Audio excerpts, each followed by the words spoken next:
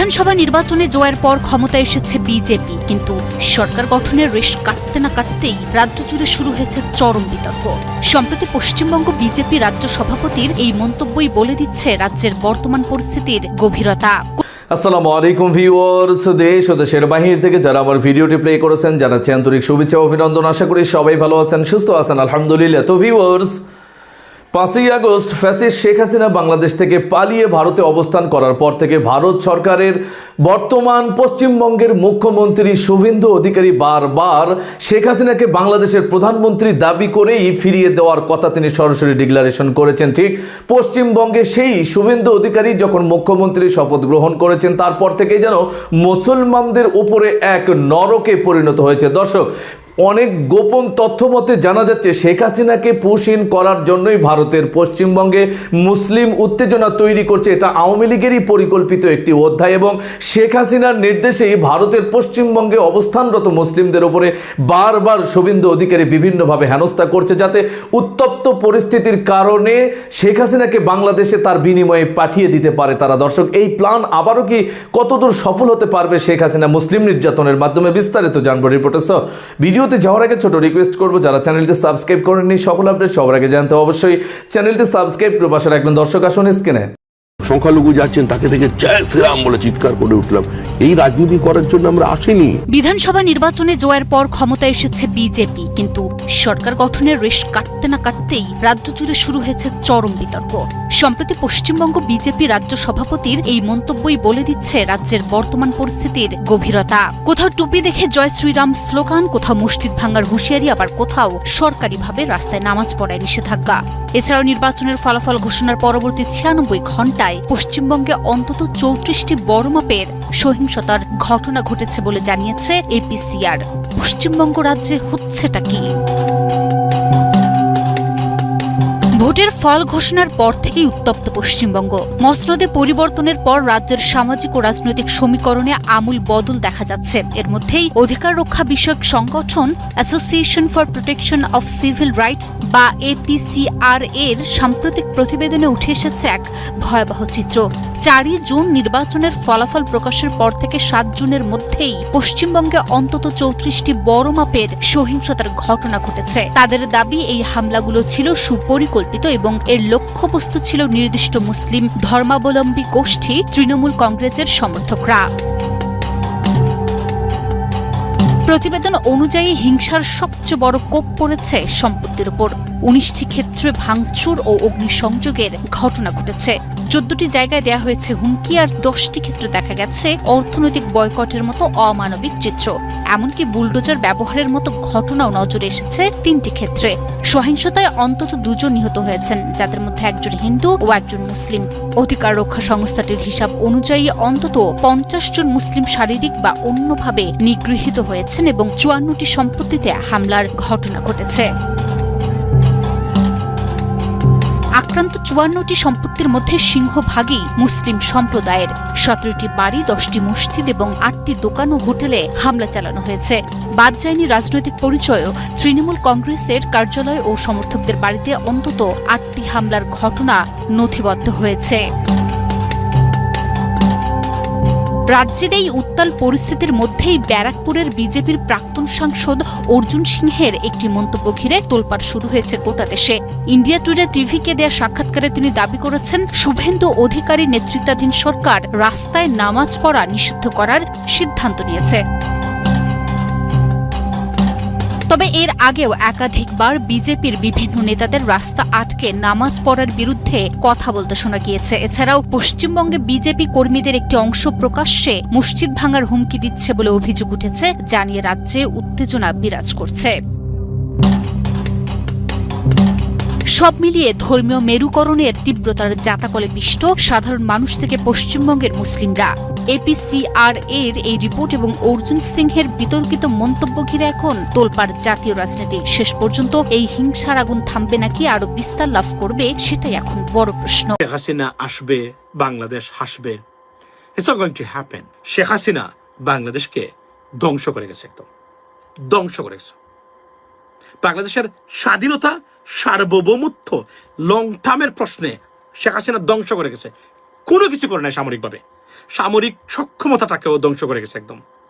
আপনারা, আমি আবার বলছি, বারবার বলি না, যদি কখনো বুঝতেন শেখ হাসিনা কি করে গেছে আপনাদের বিরুদ্ধে, বিশ্বাস করেন ভাই, আপনারা কান্নাকাটি করতেন, মানে প্রতিদিন একবার এগুলো মনে করলে।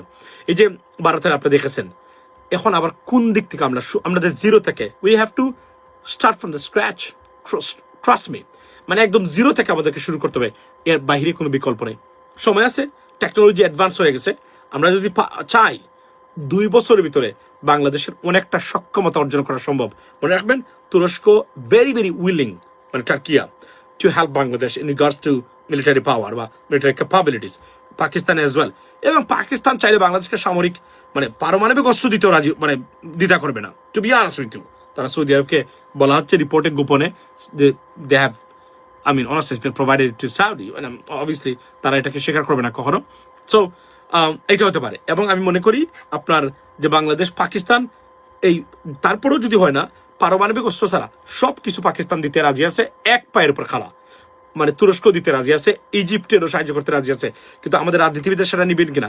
এবং এখনই সময়, এই 5 বছরে সময়, আমি কেন জামাতের নাম পরিবর্তন করার কথা বলি বুঝেছেন? এখন জামাতের নাম পরিবর্তন করার কথা এই কারণে বলি, জামাতের নাম যতটা না ভারত ক্ষতি করে, ভারতীয় দালাল যতটা বাংলাদেশে আছে এটা, এবং কিয়ামত পর্যন্ত এই ফিতনা তারা জারি রাখবে, এর বিকল্প কোনোভাবে হবে না। জামাত যদি বুদ্ধিমান পলিটিক্যাল পার্টি হয়, কখনো মনে হয় তারা ক্ষমতায় যেতে চায় এবং সার্ভ করতে চায় বাংলাদেশকে, this is a time to move and do something in regards to that. এবং আমি আবার বলছি, জামায়াত ইসলামের নাম দিয়ে জামাত খুব সম্ভবত, আনলেস একটু আগে যে লাইভ করেছিলাম আজকে আমার ফেসবুক পেজে দেখেছেন, আমেরিকার মতো ডেমোক্রেটিক সিস্টেম না হয়, ব্রিটেনের মতো ডেমোক্রেটিক সিস্টেম আমরা করতে না পারি, ততক্ষণ পর্যন্ত, অথবা নতুন প্রজন্ম বাংলাদেশ পরিচালনা করে, প্রশাসন থেকে শুরু করে, সম্ভাবনা আছে মানুষের ভোট কাউন্ট হবে। এর বাহিরে, তবে এটা সময় লাগতে পারে অনেক বছর, এর বাহিরে জামাতের ইসলামীর ক্ষমতায় বা কোনো সুযোগ পাওয়া অলমোস্ট ইম্পসিবল।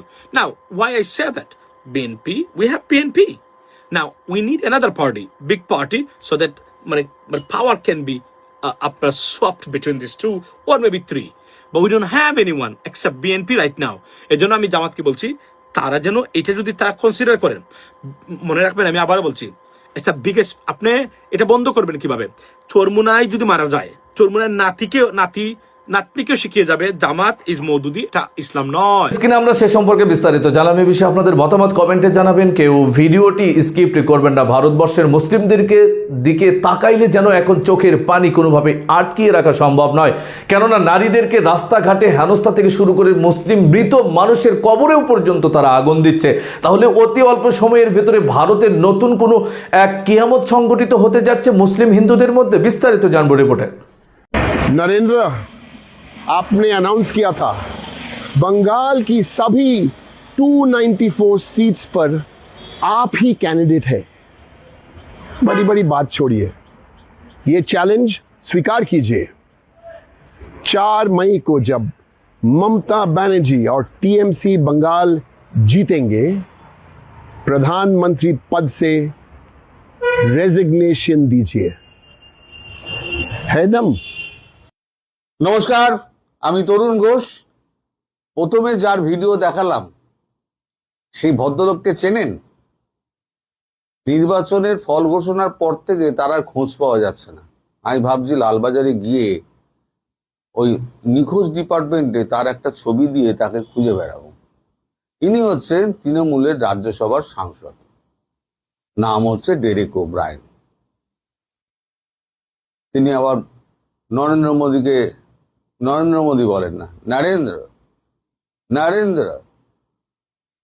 হ্যাঁ, অমন বাপের এমন প্রীতিবান ছেলে নীল ওব্রায়েন, তার ছেলে হচ্ছে নীল ওব্রায়েন। সে একজন কুইজ মাস্টার, বিশ্বজোড়া তার নাম ছিল। আর তার কুসন্তান হচ্ছে এইটা, যিনি প্রধানমন্ত্রীর মর্যাদা পর্যন্ত রাখতে জানেন না।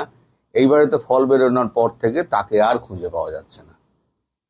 আমি নানান রকমের চেষ্টা করেছি, আবার বড় বড় কথাও বলেছেন, যদি কলকাতার একটা সিট যদি পায় তৃণমূল, উনি ন্যাড়া হবেন। আমি সালা নাপিত দিয়ে ঘুরে বেড়াচ্ছি, ওকে আমি খুঁজে পাচ্ছি না যে বিনা পয়সা আমি ন্যাড়া করব। কোথাও খুঁজে পাচ্ছি না। না দিল্লিতে খবর পাওয়া যাচ্ছে না, পাচ্ছে না, উত্তরপ্রদেশে নেই, মধ্যপ্রদেশে নেই, কলকাতায় নেই, কোথায় আছে মালটা খুঁজে পাওয়া যাচ্ছে না। ক্ষমতা যখন হাতে থাকে না দর্শক, তখন তার ক্ষমতার অপব্যবহার একেবারে দুর্দান্ত ভাবে হয়। এতদিন ক্ষমতা মমতা ব্যানার্জির হাতে ছিল, মমতা ব্যানার্জি সপরিষদ তিনি ঘুরে বেড়াতেন। তার যত না ক্ষমতা ছিল তার থেকে বেশি ছিল ভাইপোর। মমতা ব্যানার্জির বাড়ি এখন শুনশান, একটা কাকপক্ষীয় বসে না। ওই যে 80টা বিধায়ক আছে না, তারাও কেউ এখন আর আসছে না, ওরা যোগাযোগ টোগাযোগ করছে না, সব এদিক ওদিক বড়শি ফেলে রেখে দিয়েছে। কোনটায় গাঁথবে? কেউ কংগ্রেসে ফেলেছে, কেউ সিপিএম ফেলেছে, কারণ বিজেপি বলেছে আমরা নেব না, সব চোর বাটপাড়ের দল। কিন্তু রাজনীতি করা দর্শক, স্ক্রিনে আমরা সে সম্পর্কে বিস্তারিত জানলাম। সো ভিডিও এ পর্যন্ত। ভালো লাগলে লাইক এন্ড কমেন্ট করবেন। দেশের সকল আপডেট সবার আগে জানতে অবশ্যই চ্যানেলটি সাবস্ক্রাইব করে পাশে রাখবেন। দেখা হবে পরবর্তী ভিডিওতে ইনশাআল্লাহ। আসসালামু আলাইকুম ওয়া রাহমাতুল্লাহ।